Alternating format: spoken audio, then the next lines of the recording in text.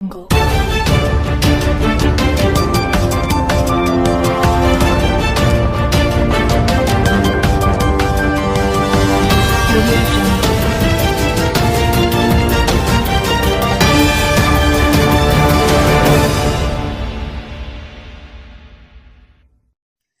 ನಮಸ್ಕಾರ. ವನ್ನಕಿರಣ ನ್ಯೂಸ್ ಚಾನೆಲ್ಗೆ ಸ್ವಾಗತ. ಬಿಜೆಪಿ ಸಹಕಾರ ಪ್ರಕೋಷ್ಠದ ರಾಜ್ಯ ಸಹ ಸಂಚಾಲಕ ಹಾಗೂ ಸೌಹಾರ್ದ ಸಹಕಾರಿಗಳ ಒಕ್ಕೂಟದ ಅಧ್ಯಕ್ಷ ಸಂಜಯ್ ಪಾಟೀಲ್ ಕನಮಡಿ ಅವರ ನೇತೃತ್ವದಲ್ಲಿ ರವಿವಾರ 28ರಂದು ಪತ್ರಿಕಾಗೋಷ್ಠಿ ಹಮ್ಮಿಕೊಳ್ಳಲಾಗಿತ್ತು.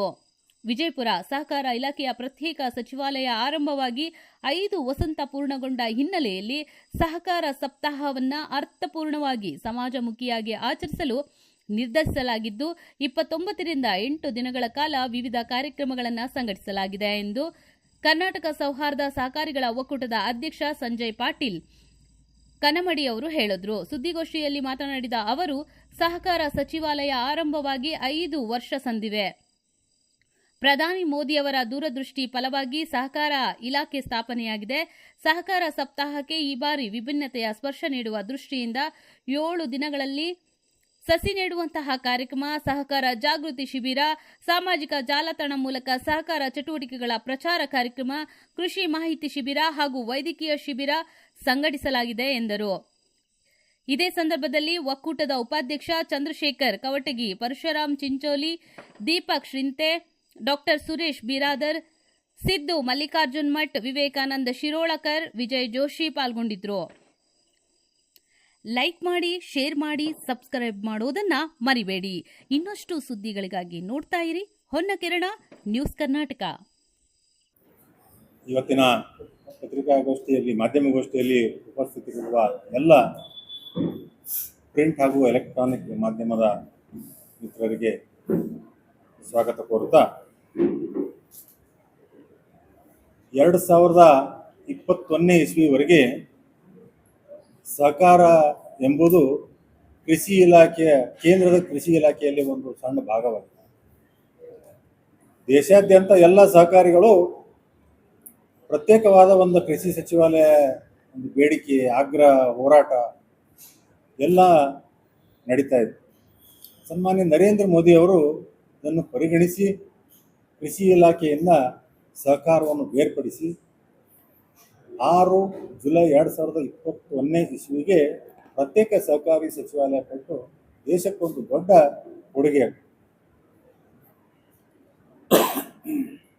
ಸಹಕಾರಿ ಸಚಿವಾಲಯ ಕೊಟ್ಟ ಮೇಲೆ ಬಹಳ ಪ್ರಮುಖವಾಗಿ ಸನ್ಮಾನ್ಯ ಶ್ರೀ ಅಮಿತ್ ಶಾ ಅವರು ಸಾಮಾಜಿಕ ಜೀವನ ಪ್ರಾರಂಭ ಮಾಡಿದ್ದೇ ಸಹಕಾರಿ ಕ್ಷೇತ್ರದಲ್ಲಿ. ಅವರನ್ನು ದೇಶದ ಮೊಟ್ಟ ಮೊದಲನೇ ಸಹಕಾರಿ ಸಚಿವರನ್ನಾಗಿ, ಸಹಕಾರಿ ಸಚಿವರಾಗಿ ಮೊದಲನೆಯ ಒಂದು ರಿವ್ಯೂ ಸಭೆಯಲ್ಲಿ ಅವರು ಫೈಲ್ಗಳನ್ನು ತರಿಸಿ ನೋಡಿದಾಗ ಯಾವುದೇ ರೀತಿ ಡೇಟಾ ಇರಲಿಲ್ಲ, ಅಂಕಿ ಸಂಖ್ಯೆ ಯಾವುದೂ ಸಿಗಲಿಲ್ಲ. ಅಂದರೆ ಯಾವ ಸ್ತರದ ಸಂಸ್ಥೆಗಳದಾವು, ಎಷ್ಟು ಸಹಕಾರಿ ಸಂಸ್ಥೆಗಳದಾವು, ಎಷ್ಟು ಸಹಕಾರಿಗಳಿದ್ದಾರೆ ಅನ್ನುವಂಥದ್ದು ಇರಲಿಲ್ಲ. ಮೊಟ್ಟ ಮೊದಲನೇ ಅದೇ ಮೀಟಿಂಗ್ನಲ್ಲಿ ಅವರು ಆದೇಶ ಮಾಡಿದ್ದೇನಪ್ಪ ಅಂದ್ರೆ, ದೇಶಾದ್ಯಂತ ಒಟ್ಟು ಅಂಕಿಅಂಶ ಸಿಗಬೇಕು, ಡೇಟಾ ಸಂಗ್ರಹಣೆ ಮಾಡುವಾಗೆ ಒಂದು ಆದೇಶ ಮಾಡಿದ್ರು. ಡೇಟಾ ಸಂಗ್ರಹಣೆ ಆದಮೇಲೆ ಹಲವಾರು ಕಾರ್ಯಕ್ರಮಗಳನ್ನು ಅವರು ಹಮ್ಮಿಕೊಂಡರು. ಬಹುಮುಖ್ಯವಾಗಿ ಪ್ರಾಥಮಿಕ ಹಂತದ ಏನು ಸಹಕಾರಿ ಸಂಸ್ಥೆಗಳದಾವು ಅದರದ ದೇಶಾದ್ಯಂತ, ಯಾಕಂದರೆ ಇದು ರಾಜ್ಯದ ಒಂದು ವ್ಯಾಪ್ತಿಗೆ ಬರೋದ್ರಿಂದ ಬೇರೆ ಬೇರೆ ಥರ ಬಯಲಾಗಳ ರಚನೆ ಆಗಿತ್ತು, ಬೇರೆ ಬೇರೆ ಥರ ಅಕೌಂಟಿಂಗ್ ಸಿಸ್ಟಮ್ ಇತ್ತು, ಬೇರೆ ಬೇರೆ ಥರ ಸಾಫ್ಟ್ವೇರ್ ಇತ್ತು. ಅವರಂದರು ಹಿಂಗಾದರೆ ಸರಿ ಆಗೋದಿಲ್ಲ ಅಂತೇಳಿ ದೇಶಕ್ಕೆ ಒಂದೇ ಮಾದರಿ ಬಯಲ ಇರಬೇಕು, ದೇಶಕ್ಕೆ ಒಂದೇ cash and cap, common accounting system, common accounting practice ಅಂತ ಅದನ್ನು ಮಾಡಿ ದೇಶಾದ್ಯಂತ ಅದನ್ನು ಮಾಡಿ ಯಾವ ಪ್ರಾಥಮಿಕ ಹಂತದ ಸಂಘಗಳಿಗೆ ಟೆಕ್ನಾಲಜಿಗೆ ಕನೆಕ್ಟ್ ಮಾಡುವಂಗೆ ನಮ್ಮ ಎಲ್ಲ ಪ್ರಿಂಟ್ರು, ಕಂಪ್ಯೂಟ್ರು, ಇಂಟರ್ನೆಟ್ ಕನೆಕ್ಷನ್ನು ಎಲ್ಲ ವ್ಯವಸ್ಥೆ ಭಾಳ ದೊಡ್ಡ ಪ್ರಮಾಣದ ಅನುದಾನವನ್ನು ಕೊಟ್ಟು ಆ ಸಾಫ್ಟ್ವೇರ್ ಅಳವಡಿಕೆ ಮಾಡಿ ಡೇಟಾ ಟ್ರಾನ್ಸ್ಫರ್ ಮಾಡುವಂಥ ಒಂದು ಭಾಳ ದೊಡ್ಡ ಕೆಲಸ.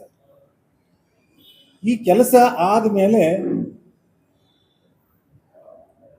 ಈ ಬಯಲ ಏನು ಬದಲಾವಣೆ ಮಾಡಿದ್ರು ಆ ಬಯಲ ಅನುಗುಣವಾಗಿ ನಾವೆಲ್ಲ ಗಮನಿಸಿರ್ಬೋದು, ಪ್ರಾಥಮಿಕ ಕೃಷಿ ಪತ್ತಿನ ಸಹಕಾರಿ ಸಂಘ ಅಂತ ನಾವೆಲ್ಲ ಗ್ರಾಮಗಳಲ್ಲಿ ನೋಡ್ತಿದ್ವಿ. ಅದನ್ನ ಅವರು ಬದಲಾವಣೆ ಮಾಡಿ ವಿವಿಧ ಉದ್ದೇಶಗಳ ಗ್ರಾಮೀಣ ಪ್ರಾಥಮಿಕ ಸಹಕಾರಿ ಸಂಘ ಅಂತೇಳಿ ಬದಲಾವಣೆ ಮಾಡಿ ಬರೇ ಸಾಲ ಕೊಡುವಂಥದ್ದು ಆಗಬಾರ್ದು. ಆ ಊರಿಗೆ ಅದೊಂದು ಊರಿಗೊಂದು ಆಸ್ತಿ ಆಗ್ಬೇಕು, ಆ ಊರಿಗೊಂದು ಸೆಂಟರ್ ಆಗ್ಬೇಕು, ಒಂದು ಹಬ್ ಆಗಬೇಕು. ರೈತರು ಬರೇ ಸಾಲ ತಗೊಳ್ಳೋದಲ್ಲ, ಅಲ್ಲಿ ಅವರು ವ್ಯಾಪಾರ ಮಾಡುವಂಥದ್ದು, ಮಾರಾಟ ಮಾಡುವಂಥದ್ದು, ಶೇಖರಣೆ ಮಾಡುವಂಥದ್ದು ಕೂಡ ಬಯಲಾದಲ್ಲಿ ಬದಲಾವಣೆ ಮಾಡಿ ಅನ್ಲಿಮಿಟೆಡ್ ಫಂಡ್ಸನ್ನು ನಬಾರ್ಡ್ ಮೂಲಕ ಘೋಷಣೆ ಮಾಡಿ. ಅನ್ಲಿಮಿಟೆಡ್ ಅಂದರೆ ಎಲ್ಲರಿಗೂ ಕೊಡುವಂಥದ್ದಲ್ಲ, ಯಾರು ಪ್ರಗತಿಪರವಾಗಿ ಒಳ್ಳೆ ಕೆಲಸ ಮಾಡ್ಕೊತಾರ ಅವರಿಗೆ ಗೋಡೌನ್ ಮಾಡಕನ್ರಿ, ಕೋಲ್ಡ್ ಸ್ಟೋರೇಜ್ ಮಾಡಕನ್ರಿ, ಒಂದು ಮಳಿಗೆಗಳು ಮಾಡಕನ್ರಿ, ಮಳಿಗೆಗಳು ಮಾಡಿ ಬಾಡಿಗೆ ಕೊಡುವಂಥದ್ದಲ್ಲ, ಮಳಿಗೆಗಳು ಮಾಡಿ ಆ ಗ್ರಾಮದ ವ್ಯಾಪ್ತಿಯಲ್ಲಿ ಬರುವಂಥ ಏನ ರೈತರ ಉತ್ಪನ್ನಗಳನ್ನು ಅದನ್ನು ಮಾರಾಟ ಮಾಡುವಂಥ ಒಂದು ಕಾರ್ಯಕ್ರಮ ಹಾಕೊಂಡು ಇದು ನಂತರ ಈ ರೀತಿ ಪ್ರತಿ ದೇಶದಲ್ಲಿ ಎಲ್ಲ ಕಡೆನೂ ಅಭಿವೃದ್ಧಿ ಆಗಬೇಕು. ಯಾಕಂದ್ರೆ ಸಹಕಾರಿ ಕ್ಷೇತ್ರದಲ್ಲಿ ಗುಜರಾತ್, ಮಹಾರಾಷ್ಟ್ರ, ಕರ್ನಾಟಕ ಒಂದು 4-5 ರಾಜ್ಯಗಳು ಬಿಟ್ಟರೆ ಬೇರೆ ಕಡೆ ಇರಲಿಲ್ಲ. ಒಂದು ನಿರ್ಣಯ ಬಹಳ ಮಹತ್ವದ ಏನು ಮಾಡಿದ್ರಪ್ಪ ಅಂತಂದ್ರೆ ಪ್ರತಿಯೊಂದು ಗ್ರಾಮ ಪಂಚಾಯಿತಿಯಲ್ಲಿ ಒಂದು ಪ್ರಾಥಮಿಕ ಹಂತದ ಸಂಘ ರಚನೆ ಮಾಡಬೇಕು ಅನ್ನುವಂಥದ್ದು ನಿರ್ಣಯ ಮಾಡಿ ಒಂದು ಗುರಿಯನ್ನು ಹಮ್ಮಿಕೊಂಡು ಬೃಹತ್ ನಮ್ಮ ಸಂಸ್ಥೆಗಳ ಒಂದು ಸಹಕಾರ ಕೂಡ ತಗೊಂಡು ಈಗ ನಬಾರ್ಡ್ ಇದೆ. ನಬಾರ್ಡ್ ಅಂದರೆ national bank for agriculture rural development, ಆಮೇಲೆ ನ್ಯಾಫೆಡ್ ನ್ಯಾಷನಲ್ ಫೆಡರೇಷನ್, ಆಮೇಲೆ ಇನ್ನೊಂದು NDDB ನ್ಯಾಷನಲ್ ಡೈರಿ ಡೆವಲಪ್ಮೆಂಟ್ ಬೋರ್ಡ್ಗೆ ಅವರು ಟಾರ್ಗೆಟನ್ನು ಕೊಟ್ಟು ಒಟ್ಟು 2 ಲಕ್ಷ ಪ್ರಾಥಮಿಕ ಹಂತದ ಸಹಕಾರಿ ಸಂಘಗಳ ರಚನೆಯ ಗುರಿ ಹಾಕೊಂಡು ನಬಾರ್ಡ್ಗೆ 70,000, NDDBಗೆ 1,03,000, ನ್ಯಾಷನಲ್ ಫಿಶರೀಸ್ ಡೆವಲಪ್ಮೆಂಟ್ ಬೋರ್ಡ್ಗೆ 11,500. ಇದ್ರ ಜೊತೆಗೆ RCS ಮುಖಾಂತರ ಪ್ರತಿಯೊಂದು ರಾಜ್ಯದಲ್ಲಿ ಸರ್ಕಾರದ ಮುಖಾಂತರ 15,500 ಮಾಡಿ ಒಟ್ಟು 2 ಲಕ್ಷ ಪ್ರಾಥಮಿಕ ಹಂತದ ಸಂಘಗಳನ್ನು ರಚನೆ ಮಾಡಬೇಕು. ಆ ರಚನೆ ಮುಖಾಂತರ ಎಲ್ಲ ಅಭಿವೃದ್ಧಿ ಆಗಬೇಕು ಅನ್ನುವಂಥ ಬಹಳ ಒಂದು ದೊಡ್ಡ ಕಾರ್ಯಕ್ರಮ ಹಾಕೊಂಡು ಮುನ್ನಡೆದಿದ್ದಾರೆ. ಅದೆಲ್ಲ ಪ್ರಗತಿಯಲ್ಲಿ ಸಾಗ್ತಾ ಇದೆ. ಇದರ ಜೊತೆಗೆ ಈಗ ಇಫ್ಕೋ, ಕ್ರಿಪ್ಕೋ ಅಂತ ದೊಡ್ಡ ದೊಡ್ಡ ಸಂಸ್ಥೆಗಳು, ಆ ರೀತಿಯ ಒಂದು ಸಂಸ್ಥೆಗಳನ್ನು ಬೆಳೆಸುವ ಒಂದು ಮುಖಾಂತರ ಅಂದರೆ ಮಲ್ಟಿ ಸ್ಟೇಟ್ ಕೋಆಪರೇಟಿವ್ ಆ್ಯಕ್ಟಲ್ಲಿ ನ್ಯಾಷನಲ್ ಕೋಆಪರೇಟಿವ್ ಎಕ್ಸ್ಪೋರ್ಟ್ಸ್ ಲಿಮಿಟೆಡ್ ಅಂತ ಹೇಳಿ ಒಂದು ಬೃಹತ್ ಸಂಸ್ಥೆಯನ್ನು ಹುಟ್ಟಾಕಿದ್ರು. ಇದಕ್ಕೆ ಯಾರಪ್ಪ ಶೇರ್ ಹೋಲ್ಡರು ಅಂದ್ರೆ ಇಫ್ಕೋ, ಕ್ರಿಪ್ಕೋ, ಅಮೂಲ್ ಅಂತ ಅವರು ಶೇರ್ ಹೋಲ್ಡರು. ಅದ್ರ ಜೊತೆಗೆ ಎಲ್ಲ ಹಂತದ ಸಹಕಾರಿ ಸಂಸ್ಥೆಗಳನ್ನು ಅದರಲ್ಲಿ ಶೇರ್ ಹೋಲ್ಡರ್ ಅನ್ನು ಮಾಡಿ, ಅಂದರೆ ಗ್ರಾಮೀಣ ಪ್ರಾಥಮಿಕ ಹಂತದ ಸಂಘಗಳು ಕೂಡ ಅಲ್ಲಿ 10,000 ರೂಪಾಯಿ ಕೊಟ್ಟು ಶೇರ್ ಆಗುವಂಗೆ ಮಾಡಿ ಇವತ್ತು ಕೋಆಪರೇಟಿವ್ ಅಲ್ಲಿ ಅತ್ಯಂತ ಐತಿಹಾಸಿಕವಾಗಿ 2025-26ನೇ ಇಸ್ವಿಗೆ 4,300 ಕೋಟಿ ರೂಪಾಯಿ ಅಷ್ಟು ವ್ಯವಹಾರ ಮಾಡಿ ಭಾಳ ದೊಡ್ಡ ಸಾಧನೆ ನ್ಯಾಷನಲ್ ಕೋಆಪರೇಟಿವ್ ಎಕ್ಸ್ಪೋರ್ಟ್ಸ್ ಲಿಮಿಟೆಡ್. ಇದೇ ರೀತಿ ಆರ್ಗ್ಯಾನಿಕ್ಸ್ ಮಾಡಿದರು, ಭಾರತೀಯ ಬೀಜ ಸಹಕಾರಿ ಅಂಥೇಳಿ ನಿರ್ಮಾಣ ಮಾಡಿ ಒಟ್ಟಾರೆ ದೇಶದ ಸಹಕಾರಿ ಕ್ಷೇತ್ರದ ಒಂದು ಚಿತ್ರಣವನ್ನೇ ಬದಲಾವಣೆ. ಈಗ ನಾಳೆ 2026 ಜುಲೈ 6ನೇ ತಾರೀಕಿಗೆ ಬರೋಬ್ಬರಿ 5 ವರ್ಷ ಸಚಿವಾಲಯ ಪ್ರಾರಂಭ ಆಗಿ 5 ವರ್ಷ ಆಗಿದೆ. ಅದಕ್ಕೋಸ್ಕರ ಸಚಿವಾಲಯದವರು ಏನು ಸೂಚನೆ ಕೊಟ್ಟರಪ್ಪ ಅಂದ್ರೆ 5 ವರ್ಷದ ಒಂದು ಯಶಸ್ವಿಗೆ ಸಹಕಾರಿ ಕ್ಷೇತ್ರದ ಒಂದು ಪಯಣ ಇಡೀ ದೇಶಾದ್ಯಂತ ಸಹಕಾರಿ ಸಪ್ತಾಹ ಒಂದು ಆಚರಣೆ ಮಾಡಬೇಕನ್ನುವಂಥ ಒಂದು ನಿರ್ಣಯ ಮಾಡಿ. ಯಾವುದಂದ್ರೆ 29/6/2026ರಿಂದ 6/7/2026ನೇ ಇಸ್ವಿವರೆಗೆ ಸಹಕಾರಿ ಸಪ್ತಾಹ. ಇಲ್ಲಿ ಸಮಾಜಮುಖಿಯಾಗಿ ಒಂದು 10 ಹಲವಾರು ಕಾರ್ಯಕ್ರಮಗಳನ್ನು ಅವರು ಕೊಟ್ಟಿದ್ದಾರೆ. ಇದರಲ್ಲಿ ಸಸಿ ನೆಡುವ ಕಾರ್ಯಕ್ರಮ ಇದೆ, ಆರೋಗ್ಯ ಶಿಬಿರ ಇದೆ, ಜಾಗೃತಿ ಶಿಬಿರ ಇದೆ, ಸಾಮಾಜಿಕ ಜಾಲತಾಣ ಮುಖಾಂತರ ಪ್ರಚಾರ ಇದೆ, ಆಮೇಲೆ ಪಶು ವೈದ್ಯಕೀಯ ಶಿಬಿರ ಇದೆ. ಈ ಥರ ಒಂದು 10-12 ಕಾರ್ಯಕ್ರಮವನ್ನು ಕೊಟ್ಟಿದ್ದಾರೆ. ಇದು ದೇಶಾದ್ಯಂತ 29/6/2026ರಿಂದ 6/7/2026ರವರೆಗೆ ದೇಶಾದ್ಯಂತ ಈ ಸಪ್ತಾಹ ಆಚರಣೆ ಇದೆ.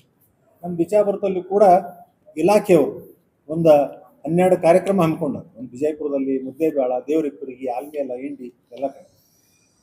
ಈ ಕಾರ್ಯಕ್ರಮದ ಜೊತೆಗೆ ನಾವು ಕೂಡ ವಿಜಯಪುರ ಸೌಹಾರ್ದ ಸಹಕಾರಿಗಳ ಒಕ್ಕೂಟ ಅಂತೇಳಿ ಇತ್ತೀಚೆಗೆ ನೂತನವಾಗಿ ನಾವು ನವೆಂಬರ್ದಲ್ಲಿ ನಮ್ಮ ಕಾರ್ಯ ಪ್ರಾರಂಭ ಮಾಡೀವಿ. ಇದೇನು ನಮ್ಮ ತಂಡ ಅದ, ಎಲ್ಲರೂ ನಾವು ಸೌಹಾರ್ದ ಸಹಕಾರಿಗಳ ತಂಡ. ನಾವು ಕೂಡ ಈ ಸಹಕಾರಿ ಸಪ್ತಾಹದಲ್ಲಿ ಒಂದು 3 ಕಾರ್ಯಕ್ರಮವನ್ನು ನಾವು ಹಮ್ಮಿಕೊಂಡ್ವಿ. ಒಂದು ನಮ್ಮ ಸುರೇಶ್ ಬ್ರದರ ನಮ್ಮ ಶಾಂತಿನಿಕೇತನ PU ಕಾಲೇಜಿನಲ್ಲಿ ಈ ಯುವಕರಿಗೆ ಸಹಕಾರಿ ಕ್ಷೇತ್ರದ ಪರಿಚಯ ಆಗಬೇಕು, ಸಹಕಾರಿ ಕ್ಷೇತ್ರದ ಮಹತ್ವ ಗೊತ್ತಾಗಬೇಕು ಅನ್ನುವಂಥ ದೃಷ್ಟಿಯಿಂದ ಅವರಲ್ಲಿ ಒಂದು ಕಾರ್ಯಕ್ರಮ ಹಮ್ಮಿಕೊಂಡಿದ್ದೀವಿ. ನಮ್ಮ ಸಿಂದಗಿಯಲ್ಲಿ ಪ್ರೇರಣಾ ಒಂದು ರೆಸಿಡೆನ್ಷಿಯಲ್ ಸ್ಕೂಲ್ ಇದೆ, ಅಲ್ಲಿ ಸಸಿ ನೆಡುವಂಥ ಒಂದು ಕಾರ್ಯಕ್ರಮ ಕೂಡ ಹಾಕೊಂಡಿದ್ದೀವಿ. ಆಮೇಲೆ ತಾಳಿಕೋಟೆಯಲ್ಲಿ ಸದಾನಂದ ಸೌಹಾರ್ದ ಸಹಕಾರಿ ಅಂತ ಅವ್ರ ಮುಖಾಂತರ ಅಲ್ಲಿ ಒಂದು ಸೆಮಿನಾರ್, ಒಂದು ಚರ್ಚಾಕೂಟ ಕೂಡ ನಾವು ಹಾಕ್ಕೊಂಡ್ವಿ. ನಮ್ಮ ಈ ಪತ್ರಿಕಾಗೋಷ್ಠಿ ಮುಖಾಂತರ ವಿಜಯಪುರ ಜಿಲ್ಲೆ ಎಲ್ಲ ನಾನು ಸಹಕಾರಿಗಳಲ್ಲಿ ಈ ಓಲ್ಡ್ ಆ್ಯಕ್ಟರ್ ಇರ್ಬೋದು,